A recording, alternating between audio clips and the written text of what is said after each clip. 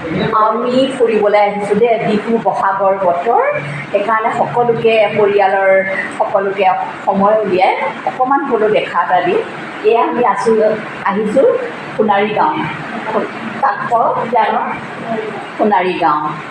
এয়া আজি বিহুৰ বুলি বহাগৰ বিহু বুলি মাত দিবলৈ আহিলোঁ সকলোৱে পৰিয়ালৰ। আৰু কেনেকুৱা লাগিছে কওক আমাক পায়? বহুত সুন্দৰ।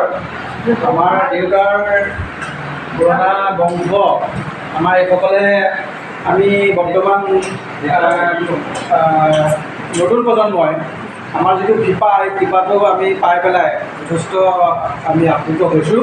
আচলতে ঘৰুৱা মানুহবিলাক এনেকুৱা উৎসৱ পাৰ্বণত আহিলে আমাৰ মনবিলাক যথেষ্ট উৎফুল্লিত হৈ যায়।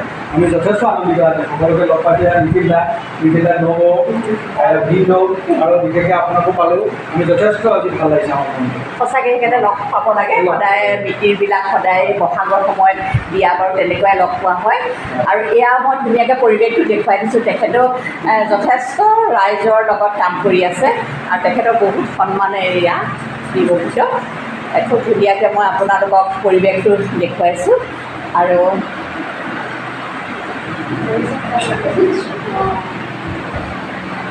এয়া দেই, এয়া খুব ধুনীয়াকৈ জলপান আমাক খুৱাই খুব ধুনীয়াকৈ আৰু সন্মান জনাই এখনি গামোচাৰে সন্মান জনাইছে।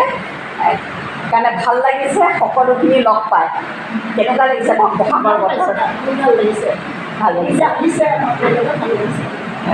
আৰু আপোনালোকো যাব। ধন্যবাদ।